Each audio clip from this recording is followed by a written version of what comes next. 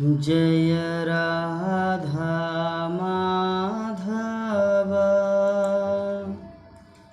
कुंज बिहारी।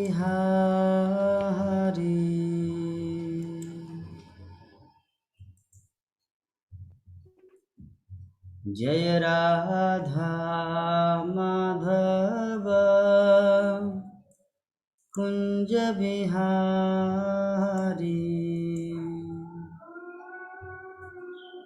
जय राधा माधव कुंज बिहारी।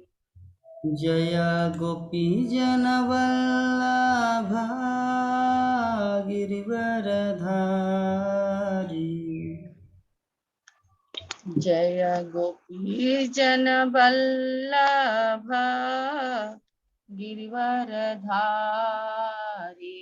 जय गोपी जनवल्लभ गिरिवरधारी। जय गोपी जन वल्लभ गिरिवरधारी। यशोदानन्दन व्रज जनरञ्जना। यशोदानन्दन व्रज जनरञ्जन। यशोदानन्दन व्रज जनरञ्जना। यशोदानन्दन व्रज जनरञ्जन। यमुनतीरावनचारी।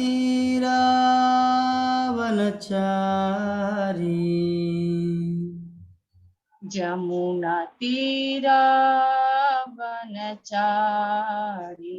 यमुनतीरावनचारी।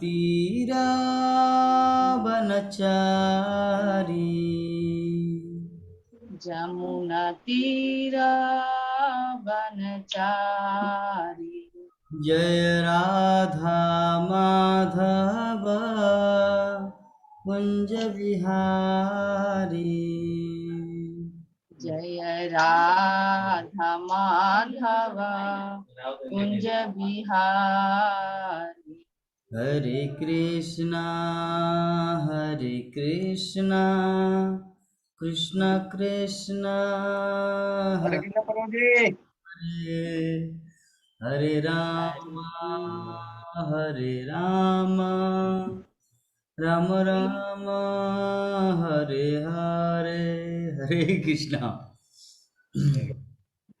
कृष्णा हरे कृष्णा कृष्णा कृष्णा हरे हरे। हरे राम राम राम हरे हरे। हरे कृष्णा कृष्ण कृष्ण हरे हरे। हरे राम राम राम हरे हरे।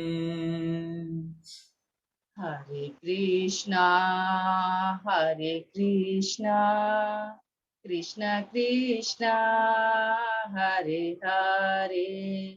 हरे राम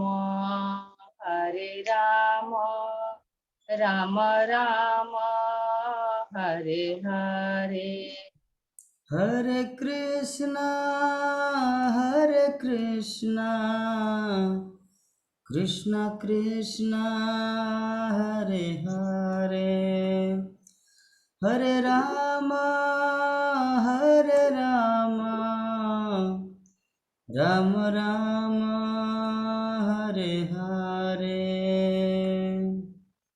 हरे कृष्णा हो रहा है?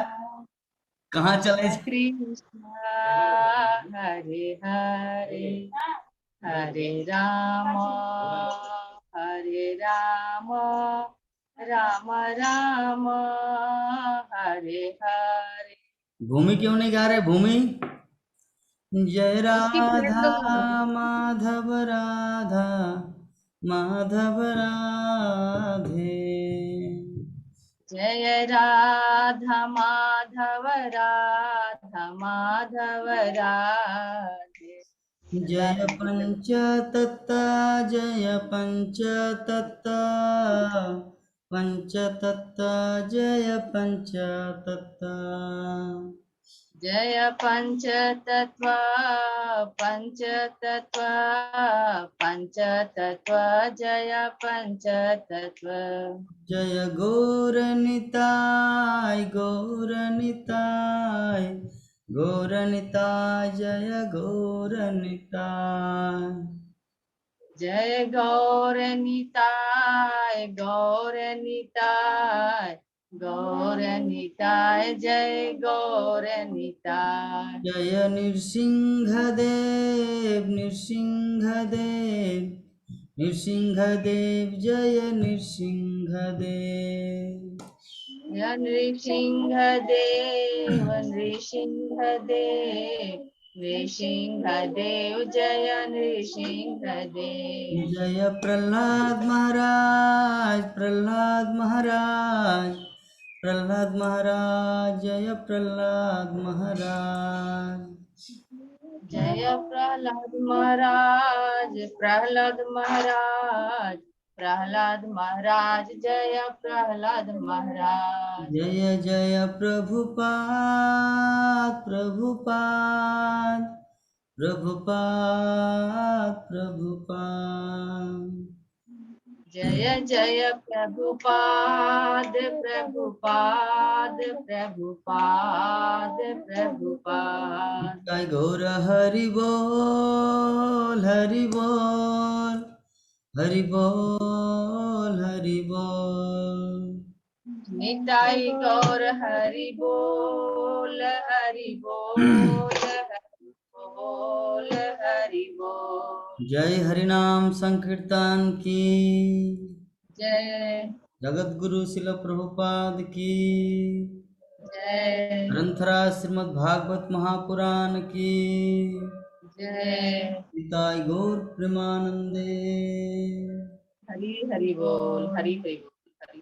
ओम ज्ञानतिमिरन्धस्य ज्ञानञ्जनशलाकया चक्षुरुन्मिलितं येन तस्मै श्रीगुरुवे नमः।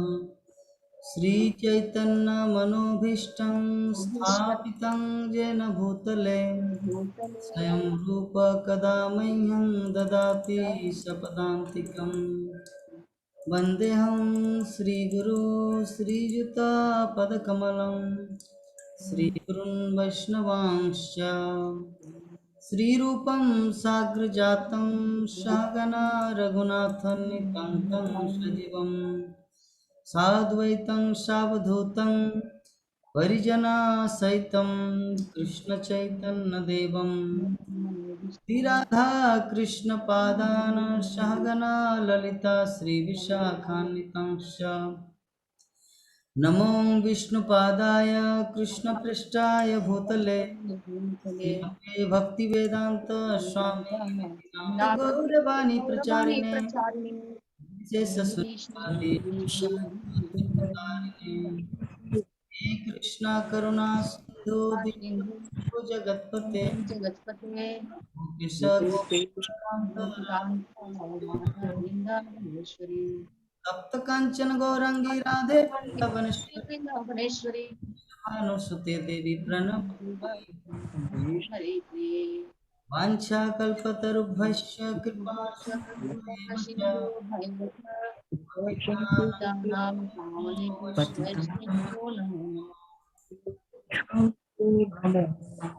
श्री कृष्ण चैतन्य प्रभु नित्यानंद श्री अद्वैत गदाधर गदाधर शिवासादि गौर भक्त वृंद।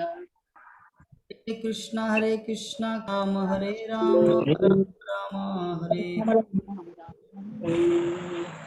ओम नमो भगवते वासुदेवाय ओम नमो भगवते वासुदेवाय ओम नमो भगवते वासुदेवाय ओम नमो भगवते वासुदेवाय भगवते वासुदेवाय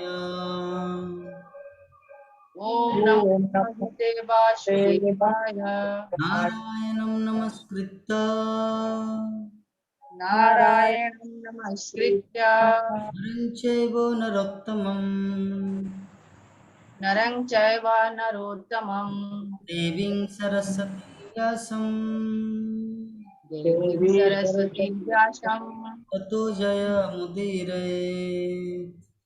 ततो जयमुदीरयेत्। नष्टप्रायेषु अभद्रेषु नष्टप्रायेषु भद्रेषु नित्यं भागवत सेवया नित्यं भागवत सेवया भगवती उत्तमश्लोके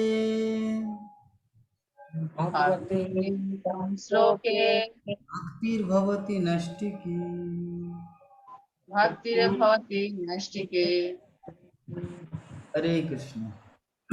हरे सभी भक्तों को स्वागत है हमारे श्रीमद् भागवतम की कक्षा में। शुरू करते हैं हम लोग श्रीमद् भागवतम प्रथम स्कंद 13 अध्याय श्लोक संख्या 2। यावत् कृतवन प्रश्नान् यावत् कृतवान् प्रश्नान् छत्ता कौसारवाग्रता छत्ता कौसरवाग्रता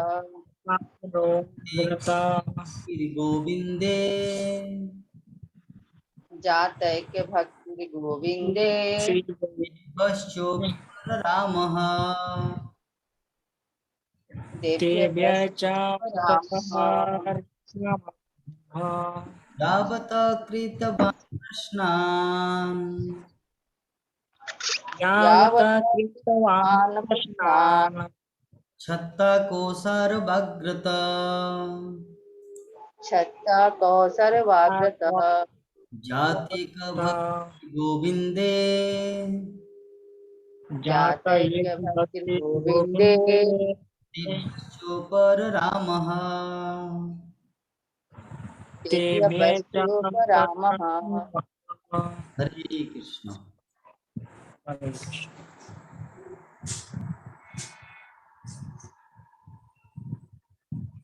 हरे कृष्णा। बोलिए धर्मपालक प्रभु जी, आप बोलिए पहले।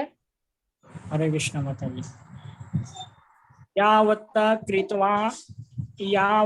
कृतवान् प्रश्नान् यावत् कृतवान् प्रश्नान् छता कौसार अग्रत छता कौसारवाग्रतः जात एक भक्ति गोविंदे जातैक्य भक्ति गोविंदे तेभ्य च उपरारम्भ तेभ्य पश्चोप रामः। हरे कृष्ण। हरे कृष्णा। यावत् कृतवान् प्रश्नान् यावत् कृतवान् प्रश्नान् छता कौसारवाग्रतः छता कौसारवाग्रत जातैक्य भक्ति गोविंदे जात एक भक्ति गोविंदे तेभ्य पश्चोप रामः। तेभ्य च उपरारमः। हरे कृष्ण। हरे कृष्ण। मैं प्रश्नान बोला था या प्रश्नान बोला था?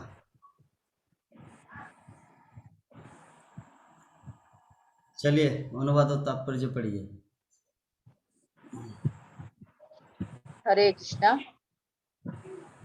विविध प्रश्न पूछने के बाद भगवान कृष्ण की दिव्य प्रेममयी सेवा में स्थिर हो चुकने पर विदुर ने मैत्रेय मुनि से प्रश्न पूछना बंद किया।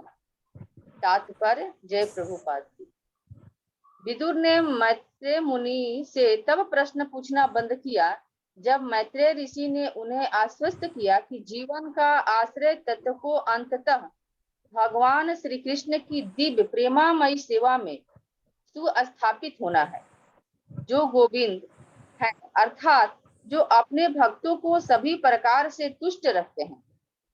बद्ध जीव अर्थात भौतिक अस्तित्व में फंसा हुआ जीव भौतिक गुणों में अपनी इंद्रियों को लगा करके सुख की खोज करता है, किंतु इससे उसे संतोष नहीं होता।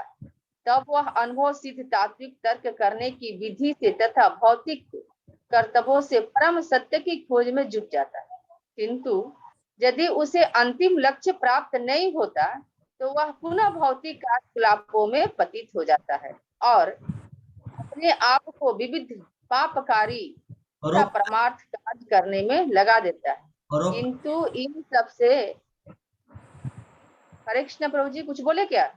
पापकारी नहीं, परोपकारी। अच्छा सॉरी, हाँ, विविध परोपकारी तथा परमार्थ कार्य करने में लगा देता है, किंतु इन सब से उसे संतोष नहीं मिल पाता। अतः न तो सकाम कर्म और न ही शुष्क दार्शनिक चिंतन से किसी को संतोष मिल सकता है, क्योंकि जीव स्वभावतः परमेश्वर श्री कृष्ण का सनातन सेवक है, सनातन होना चाहिए, और सारे वैदिक ग्रंथ इसी चरम लक्ष्य की ओर उसका मार्गदर्शन करते हैं। भगवत गीता 15.15 द्वारा इस कथन की पुष्टि होती है।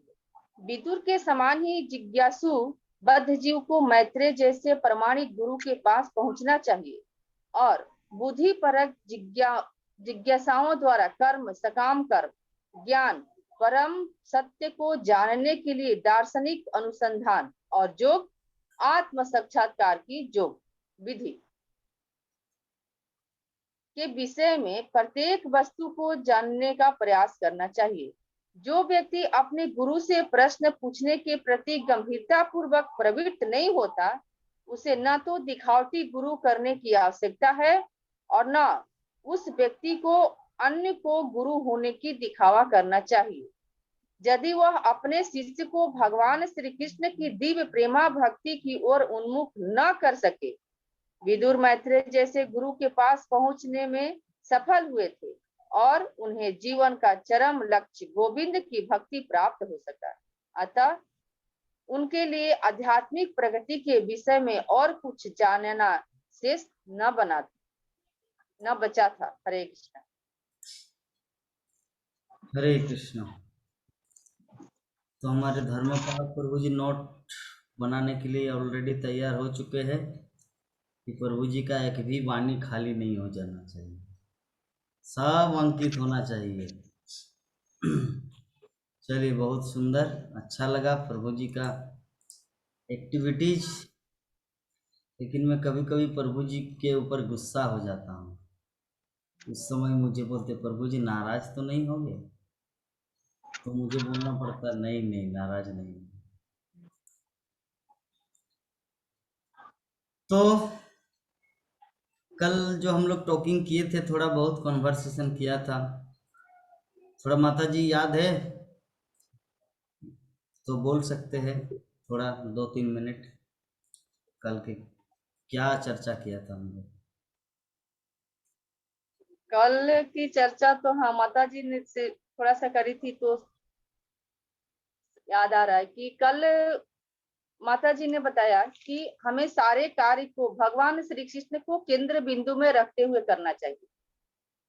तो और उसके बाद में केंद्र बिंदु में रखते हुए करना चाहिए। और अन्न की शुद्धि के बारे में माता जी ने बताया कि अन्न की शुद्धि, जब तक हम लोग भगवान को भोग नहीं लगाते हैं, भगवान को अर्पण नहीं करते हैं, तब तक वो अन्न की शुद्धि नहीं होती। यदि हम जानते भी हैं कि वो शुद्ध बनाया है, लेकिन उसकी मानसिक स्थिति कैसी है और किस हालत में बनाया है, वो तो हम लोग नहीं जान सकते हैं। उसका आंतरिक स्थिति क्या है, किस तरह से क्या सोच के बना रहा है। तो यदि इस प्रकार से हम लोग अपने अन्न को बना करके भगवान के सामने रखते हैं, तो भगवान दृष्टिपात करते हुए उस अन्न की शुद्धि करते हैं। और जब उस अन्न को हम लोग खाते हैं, तो इस प्रकार से शास्त्र के अनुसार हम लोग शुद्ध भोग प्रसाद को ले सकते हैं। वो अन्न भोजन नहीं होता है, वो बल्कि भगवान का प्रसाद हम लोग खाते हैं। हम लोग भोजन नहीं खाते हैं, नाश्ता नहीं करते हैं, खाना नहीं खाते, हम लोग भगवान का प्रसाद खाते हैं। इसलिए सदैव हमारे स्कूल में प्रसादम बोला जाता है, न कि आप खाना खाए, नाश्ता किए, वैसा शब्द हम लोग प्रयोग नहीं करते। हम लोग प्रसादम लिए ऐसा बोलते हैं। तो इस प्रकार से हम लोग अन्न की शुद्धि के बारे में माता जी ने बहुत बढ़िया बताया था। तो भगवान को केंद्र बिंदु में रखते हुए हम लोगों ने कल देखा कि प्राइमरी और गौण चीज क्या है, पहले हमको क्या करना, बात क्या करना। तो सबसे पहले हमको आध्यात्मिक जीवन के लिए प्राइमरी होना चाहिए भगवान श्री कृष्ण। सेकेंडरी में होता है हमारा भौतिक सुख सुविधाएं। तो भगवान का जो भक्त होता है वो आध्यात्मिक सबसे पहले भगवान को ही पकड़ता है, भौतिक चीज को पीछे छोड़ देता है। और जो भक्त होते हैं तो हम लोग अक्सर देखते हैं कि उनके जीवन में सारी सुख सुविधाएं आ जाती हो। और दूसरी तरफ भगवान श्री कृष्ण का भक्त इतने चतुर, इतने बुद्धिमान, इतने मतलब सतर्क होते हैं कि क्या बोले कि वो किसी भी अवस्था में अपने आप को आनंदमय महसूस करते हैं, चाहे वो पेड़ का नीचे रहे या झोपड़ी का नीचे रहे। जैसे हमारे धर्म पालक प्रभु जी बहुत पहले बोलते रहने की व्यवस्था नहीं हुई है, कहाँ कहीं पेड़ के नीचे या कहीं ऐसे बाहर में मायापुर में बता रहे थे कि लेकिन फिर भी वो प्रसन्न चित्र में हम लोग भागवतम में देखते थे, एकदम प्रसन्न आनंद मुद्रा में दिखते थे। तो भगवान श्री कृष्ण का भक्त होता है किसी भी परिस्थिति में अपने आप को आनंदमय महसूस करता है। क्योंकि प्रभु जी बार बार हम लोगों को बताते हैं क्लास में कि हम लोग किसी ऐसे तैसे का संतान नहीं है, हम लोग अखिल ब्रह्मांड का मालिक भगवान श्री कृष्ण का जीव है, उनके संतान है, उनके पुत्र हैं। तो किसी राजा का पुत्र तो राजकुमार हो सकता है, भिखारी कुमार नहीं हो सकता। इसलिए हम लोग को सदैव भगवान श्री कृष्ण का भक्त है ऐसा महसूस करना है। और हम लोग कभी गरीब नहीं हो सकते हैं और अल्प बुद्धि नहीं होते। भगवान श्री कृष्ण का भक्त सदैव चतुर और चालाक होता है। कितनी कथाओं के जरिए हम लोगों ने भगवान प्रभु जी ने बताया है, बंदर और मगरमच्छ का उदाहरण बहुत पहले से देकर के। तो इस प्रकार से दुनिया वाले जो है, भौतिकवादी जो है, वो भौतिक सुख सुविधाओं को स्थान देते हैं, लेकिन जो भगवान का भक्त होता है वो भगवान को, आध्यात्मिक जगत को अपना ठीक करने के लिए, जो यहाँ भी ठीक करता है वहां भी ठीक करता है, लोक परलोक दोनों भगवान का भक्त ठीक करता है। तो प्रतिकूल और अनुकूल दोनों परिस्थिति में हमें उसको एक्सेप्ट करना है। भगवान का कुछ भक्ति करते समय हमारे अनुकूल परिस्थिति होती है तो ठीक है, प्रतिकूल भी है तो भगवान की कृपा। जैसे प्रभुपाद के बारे में प्रभु जी ने बताया था कि प्रभुपाद जब प्रचार प्रसार के निकले तो सब परिस्थितियां तो अनुकूल ही नहीं थी, फिर भी प्रभुपाद तो छोड़े नहीं, जो अनुकूल था, जो उनके शरण में आ रहे थे वहीं से शुरू किया। ऐसा नहीं कि कुछ लोग तो प्रतिकूल चले तो छोड़ दिया, वैसा तो नहीं किया उन्होंने जो प्रतिकूल परिस्थिति था उनको ही, अनुकूल था उनको एक्सेप्ट किए और एक्सेप्ट करते हुए हरे कृष्णा महामंत्र का प्रचार प्रसार विदेशों से लेकर के हमारे भारतवर्ष में किए। और इसी प्रकार से हम लोग क्या लोमस ऋषि के बारे में ऐसा कुछ, इंद्र भगवान को ऐसा कुछ घमंड हो गया था कि क्या उम्र के बारे में प्रभु जी अच्छे से याद नहीं आ रहा है। तो नारद भगवान और इंद्र भगवान घूमते हुए आए तो बोले कि इस इंद्र का उम्र कितना है। एक मिनट, नारद भगवान और इंद्र भगवान शब्द क्यों आ रहा है? इंद्रदेव और नारद मुनि, इंद्रदेव और नारद मुनि घूमते हुए लोमस ऋषि के पास आए तो वो बोले कि लोमस ऋषि के शरीर में जितने रोम हैं वो रोम एक एक झड़ेंगे उतने उनके उम्र होगा लोमस ऋषि का। तो इस प्रकार इंद्रदेव का क्या घमंड था वो खत्म हुआ और वो जाने कि ऐसा इतने लंबे उम्र है तो कितने दिनों तो कभी इनको जीवित रहना है। और तो नहीं याद आ रहा प्रभु जी क्या क्या, क्योंकि थोड़ा डांट दिए इसलिए। जी डांट देने से व्यक्ति मायूस हो जाते हैं। ना डांट देने से नहीं, वो प्रसंग हमको अच्छा से सुने नहीं थे इसलिए हमको बढ़िया से याद भी नहीं आ रहा है। तो चलिए जो भी है हम लोग शुरू करते हैं आज का कथा। इंद्र का एक्चुअली रिकॉर्डिंग नहीं था ना प्रभु जी, रिकॉर्डिंग रिपीट सुनने से थोड़ा याद आता है, लेकिन ऐसे रिकॉर्डिंग नहीं था तो इसलिए इतना बढ़िया से। एक्चुअली इंद्र का प्रॉब्लम यही था, बोल रहे कि मेरा तो यहाँ पे स्वर्गलोक में एक फ्लैट है, मुंबई में भी एक फ्लैट बनाओ, दिल्ली में भी एक बनाओ। तब नारद मुनि उसका भ्रम को दूर करने के लिए बोले कि तुम 60 वर्ष की जीवन के लिए इतना चिंतित हो, चलो तुमको ले जाते हैं लोमस ऋषि के पास। हाँ, लोमस ऋषि का जो लोमकूप है, मतलब लोम जो है, एक झड़ेगा एक इंद्र मरेगा, एक झड़ेगा एक इंद्र मरेगा, और एक झड़ेगा एक इंद्र मरेगा। ऐसे ऐसे पूरा शरीर में उसका जो जितना बाल है सब पूरा झड़ जाएगा तो उतना इंद्र मरेगा, तब उनका मृत्यु होगा। तो इतना उम्र है उनके पास, इतना उम्र होने के बावजूद भी उन्होंने अपना घर नहीं बनाया। इंद्र के पास कितना उम्र है? इंद्र का पर्टिकुलर उम्र है, लेकिन लोमस ऋषि का कितना उम्र है? हमारे शरीर में कितना बाल है? एक करोड़ों। करोड़ों अरबों। तो एक बाल झड़ेगा तो एक इंद्र मरेगा, और एक बाल झड़ेगा तो और एक इंद्र मरेगा। तो इतने सारे इंद्र मरेंगे, इतना सारा बाल खत्म होगा तो इतने सारे इंद्र मरेंगे। मतलब कितना ड्यूरेशन ऑफ लाइफ, जीवन की अवधि उनका कितना बड़ा है, फिर भी उन्होंने एक कुटिया तक नहीं बनाया। नहीं। क्यों? उनको पता है अरे ये तो मेटेरियल वर्ल्ड है, क्षण भंगुर है। तो इंद्र तुम्हारा क्या है? देखो 60 वर्ष के जीवन में। तो इस चीज को दर्शाने के लिए नारद मुनि लोमस मुनि के पास ले गए थे। क्लियर हो गया? जी जी क्लियर। तो आज का हमारा प्रसंग है, ठीक है धर्मपालक प्रभु जी वैसे ही रहना है, लेकिन फिर भी वीडियो ऑन करके रखना है।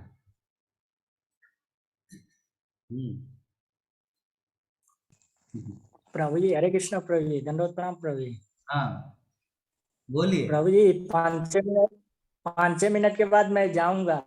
प्रभु जी वो गीता क्लास चल रहा है ना, तो इसके लिए 7:30 से स्टार्ट होगा। अच्छा 7:30 बजे आप चले जाएंगे या 5-6 महीना के बाद जाएंगे? नहीं नहीं नहीं, जूम पे हो रहा है, तो अभी मतलब आज 1 महीना से ज्यादा हो गया जो इस से। अच्छा तो क्या करना, मैं समझा नहीं। मैं बोल रहा हूँ कि मतलब 5-6 मिनट के बाद मैं मतलब वो अच्छा 5-6 मिनट में 5-6 महीना, मैं सोचा 5-6 महीना के बाद मैं दुबई चला जाऊंगा, मैं ये सोच रहा नहीं नहीं। था। ठीक है कोई बात नहीं, ये तो रिकॉर्डिंग है रहेगा ही, बाद में सुन लेना। ठीक है तो हमारा प्रसंग है कि विदुर हस्तिनापुर लौट आए। कब लौट आए? जब पूरा कुरुक्षेत्र का युद्ध समाप्त हो गया, पूरा धृतराष्ट्र के सभी 100 पुत्र मर गए। ऐसी परिस्थिति में आ गए विदुर। तो विदुर आने के बाद युधिष्ठिर महाराज अभी पूछेंगे कि आप कहाँ कहाँ भ्रमण किए, कौन कौन सा तीर्थ यात्रा किया, पर्यटन किया, कैसे ऋषि से मिले, उद्धव से कैसे भेंट हुआ, भगवान श्री कृष्ण का खबर कैसा है। तो विदुर को पता था कि भगवान श्री कृष्ण इस जगत में नहीं रहे, चले गए वो अपना धाम में, लेकिन युधिष्ठिर महाराज को नहीं बोला उस समय। ठीक है तो ये जो आज का जो हमारा श्लोक है, आज का श्लोक है जावत कृतवान प्रश्नान छत्ता कोसार वाग्रत जाते क भक्तिर गोविंदे तेभ्यश्चोपर रामः। अर्थात कि विविध प्रश्न पूछने के बाद तथा भगवान कृष्ण की दिव्य प्रेमामयी सेवा में स्थिर हो चुकने पर विदुर ने मैत्रेय ऋषि से प्रश्न पूछना बंद किया। अर्थ क्या है इसका? सूत गोस्वामी शौनक आदि ऋषियों को नैमिषारण्य के तट पर ये कथा सुना रहे हैं कि विदुर गया था तीर्थ यात्रा के लिए, साधु संग करने के लिए, आध्यात्मिक ज्ञान प्राप्त करने के लिए। तो विदुर मैत्रेय ऋषि से ज्ञान ले रहा था। आहा हाँ कितना सुंदर, ओहो कृष्ण की लीला, आहा। तो ऐसे ऐसे बीच में उनका एक चीज याद आ गया कि अरे भाई मेरा भैया, मेरा बड़ा भाई तो अभी भी पड़ा हुआ है, मगर मैं यहाँ पे आनंद ले रहा हूँ मायापुर धाम में, एकदम पूरा सुलभ किचन में, ब्रह्मचारी किचन में आनंद ले रहा हूँ। पूरा 3 टाइम पूरा फीस्ट एकदम पनीर का सब्जी। और उधर मेरा भाई तो क्या कर रहे हैं, तो उनको भी तो उद्धार करना है। तो बिना कुछ बोले आधा रोटी छोड़ के ही बोले कि नहीं खाना है, बाद में आके खा रहा हूं। वहां से चले आए। क्योंकि होता है ना, मान लीजिए कि विभा माता जी अभी एक बहुत बड़े ऑफिसर बन गए, मंथली 70,000 वेतन है, एक एग्जाम्पल। और उनकी एक छोटी बहन है जो गांव में बकरी चराते हैं, एक एग्जाम्पल दे रहे, ऐसा नहीं है, मैं जस्ट पहली दे रहा हूं, ऐसा होगा नहीं और नहीं है। मैं जस्ट चीज को समझाने के लिए बोल रहा हूं, ठीक है। तो अभी माता जी का संतान है, एक बच्चा है, एक बच्ची है, भूमि है और प्रकाश है। फिर रोज पनीर सब्जी, आलू का मालपुआ, नहीं, आलू का मालपुआ तो अलग है, आलू का पराठा और आलू पोस्तो, विभिन्न प्रकार का रोज एकदम पूरा पकवान, 3 टाइम प्रसादम, महाप्रसाद, बेटी का प्यार, बेटी आलिंगन करे, ओ मेरी माँ, मेरी प्यारी माँ, ये सब पूरा चल रहा है, प्रेम, पूरा परिवार का प्रेम, आनंद में ये पूरा माता जी खा रहे हैं। और खाते खाते ऑटोमेटिक याद आएगा मेरी बहन, हम लोग जो 7 बहन हैं, तो उनमें से मेरी एक बहन जो अभी बकरी चराती है, पता नहीं वो किस हाल में है, वो खा पाते कि नहीं। तो माता जी क्या करेंगे उस समय, जो इंटरेस्ट, जो आनंद से खा रहे थे, वो नहीं घुसेगा अंदर, छोड़ देंगे, वहां पर छोड़ देंगे और खाने को मन नहीं करेगा, छोड़ दिया। अभी प्रभु जी जितना भी प्रमोद प्रभु जी पूछे क्या हुआ, व्हाट हैपेंड, लेकिन वो कुछ नहीं बोलेंगे। क्यों? क्योंकि परिस्थिति ऐसा है कि वो चाह के भी कुछ नहीं कर सकते अपने बहन के लिए। क्यों? क्योंकि परिवार अपना है ये। हाँ, उस बहन को भी थोड़ा हेल्प नहीं कर सकते ऐसी परिस्थिति में।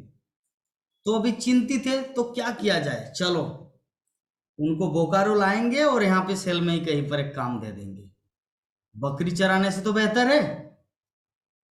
तो माता जी चले गए बिहार और अपनी बहन को बोले कि चलो ये सब छोड़ो, वहां पे मेरे घर में रहना है, छोटा वाला कमरा है बाहर, उसमें रहना है, और सेल में आपके लिए एक नौकरी में पक्का करके आए हैं, चलो वहां पे आप काम में ज्वाइन करो। तो विदुर का भी यही हाल है कि मैं तो यहाँ पे पूरा दिव्य ज्ञान, आनंद, आध्यात्मिक स्पिरिचुअल नॉलेज, मैत्रेय ऋषि कृष्ण कथा सुना रहे और मैं पान कर रहा हूं, पीबत भागवत रसमलायम। किंतु मेरा जो भाई है वो अभी भी पड़े हुए मेटेरियलिस्टिक दुनिया में, कुत्ता की तरह पड़े हुए हैं, भीम का जूठा खा रहे हैं। तो उसको वहां से उद्धार करना है। तो जिसके कारण वो मैत्रेय ऋषि से प्रश्न पूछना बंद कर दिया और सीधा चला है, बोले कि मैं अपना ही उद्धार करूं और मेरा भाई यहाँ पे नरक जाएगा, नहीं, मुझे उनको भी उद्धार करना है। तो विदुर वहां से छोड़ के वो जगह को छोड़ के चले आए हस्तिनापुर। हस्तिनापुर तो एक जो प्रचारक का भाव जो है ना, विदुर से हम लोग को सीखना है।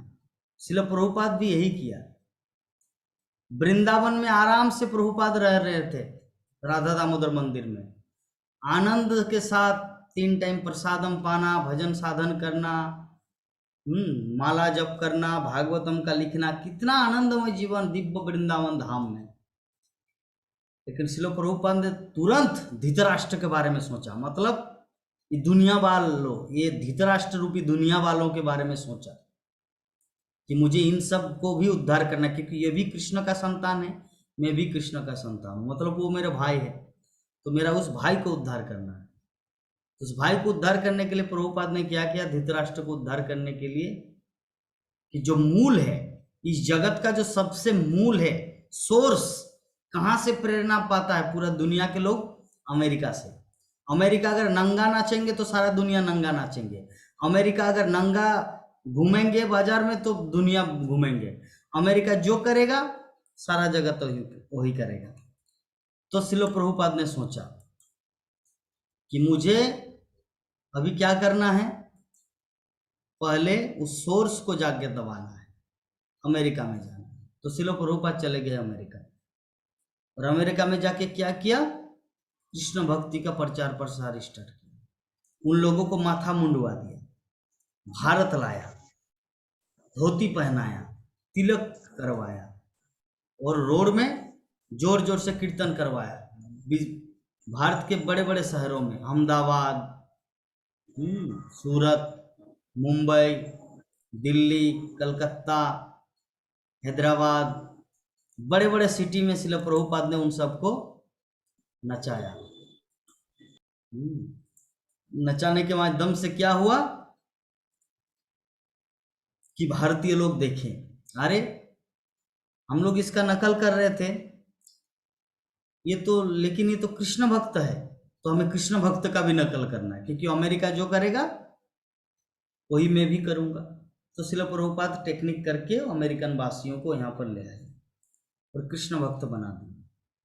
तो विदुर ने जैसा टेक्निक किया था, श्रील प्रभुपाद ने वैसा टेक्निक किया और दुनिया को बचाया। तो जो तात्पर्य में जो विषय वस्तु जो दिया गया है बहुत ही इंपॉर्टेंट है हमारे लिए, कि विदुर ने मैत्रेय मुनि से तब प्रश्न पूछना बंद किया जब मैत्रेय ऋषि ने उन्हें आश्वस्त किया कि जीवन का आश्रय तत्व तो अंततः भगवान श्री कृष्ण की दिव्य प्रेममयी सेवा में सुस्थापित होना है, जो गोविंद है, अर्थात जो अपने भक्तों को सभी प्रकार से तुष्ट रखते हैं।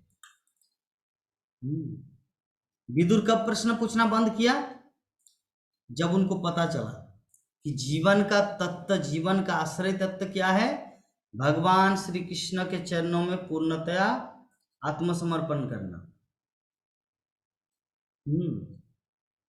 मान लीजिए आप एक जगह में लाइन दिए हैं, बैंक में आप पैसा जमा देने के लिए या पैसा उठाने के लिए आप लाइन में खड़े हैं, तो 1:30 बजे से खड़े हैं तो 2 बजे लंच होगा,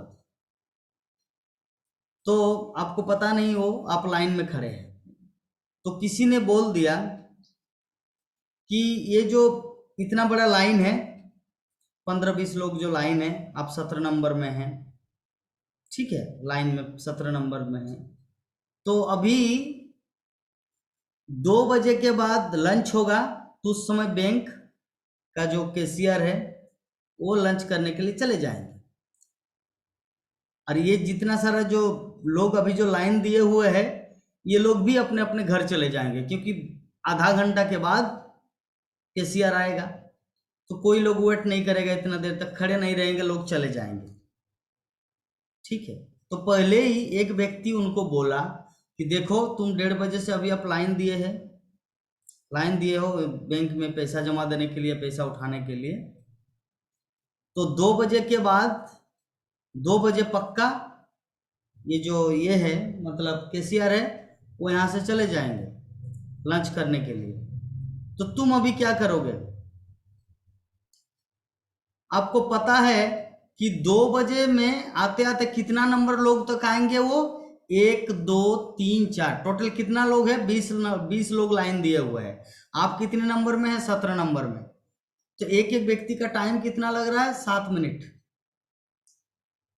7 मिनट लग रहा है। तो 7 मिनट में 2 बजे बंद होगा, एक चीज ध्यान से सुना, फिलोसॉफिकल चीज है, तो वो एक लोग का 7 मिनट और एक लोग का 7 मिनट, और एक का सर और एक का 7 4 28, मतलब 30 मिनट खत्म, बैंक लंच टाइम हो गया, वो चले गए अपने खाने के लिए।